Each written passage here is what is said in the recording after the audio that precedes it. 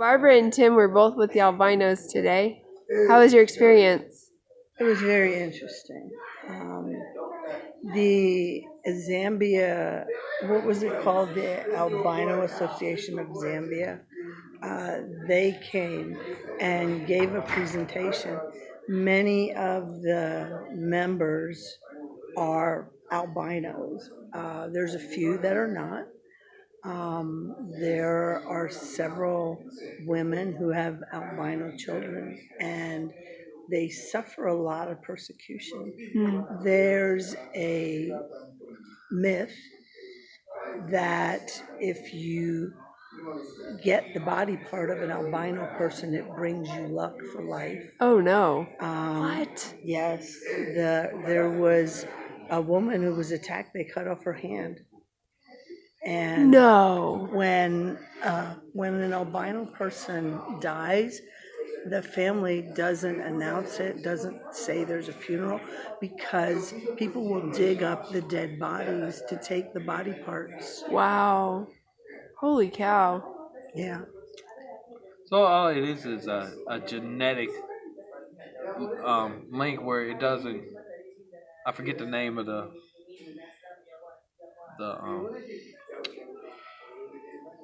the chemical that causes coloration. Melanin.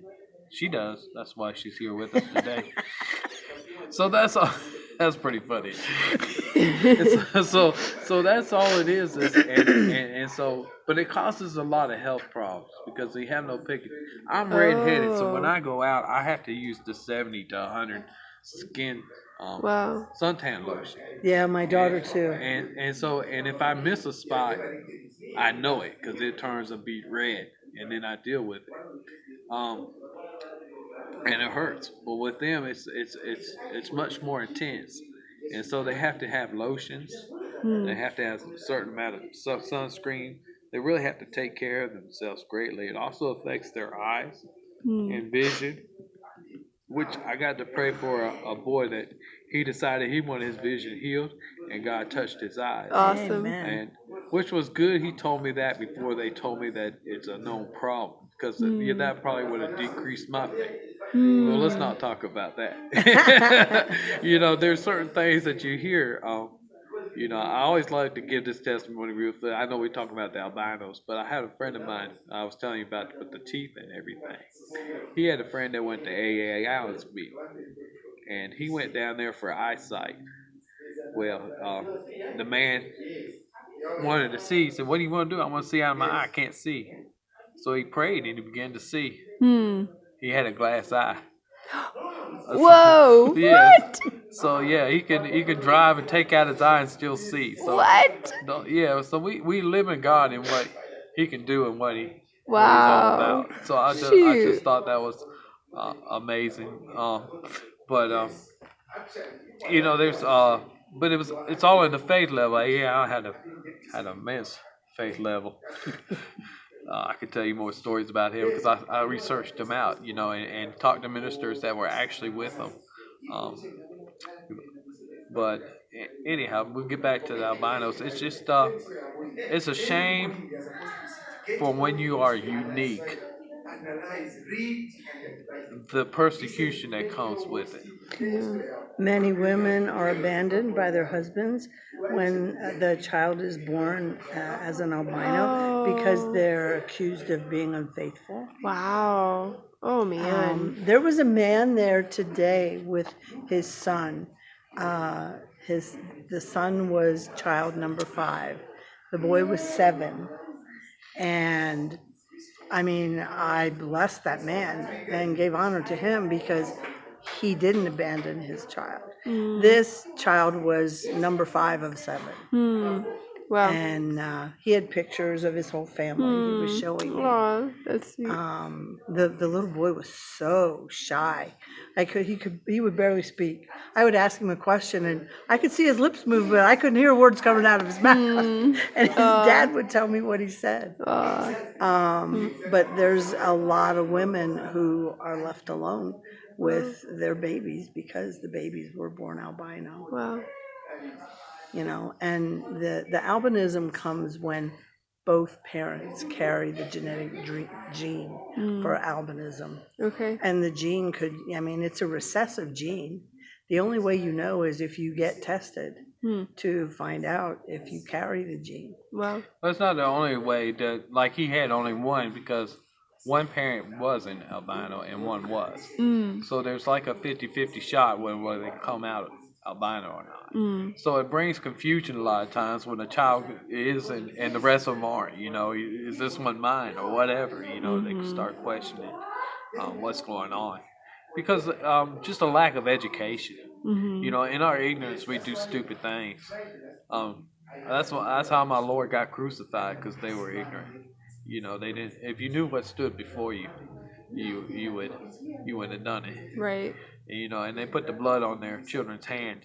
And many people don't talk about it, but after that, they were greatly annihilated. Yeah.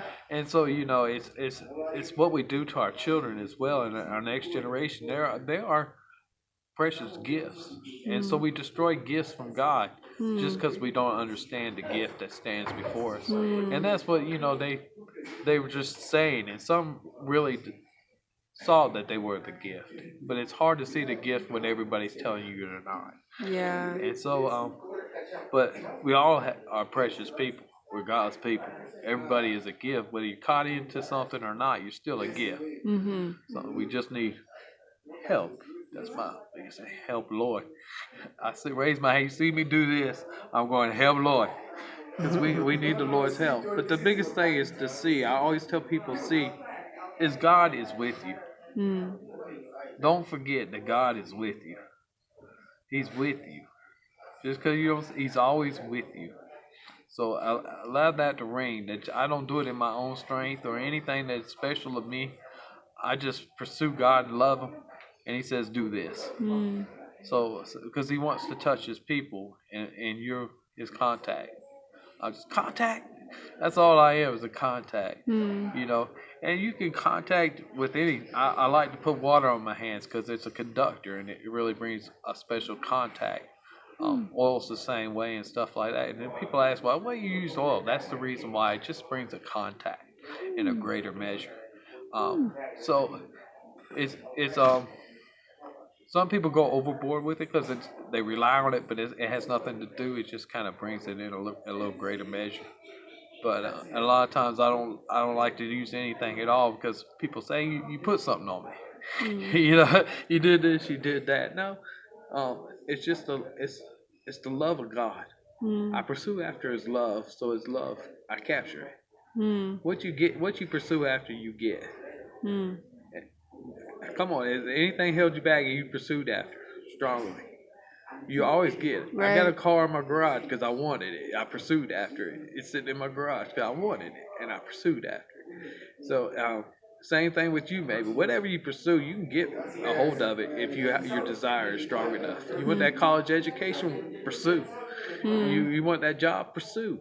You know, it's all in your amount of really pursuing. How bad do you want it? For me, I want all of God, so I pursue all of God.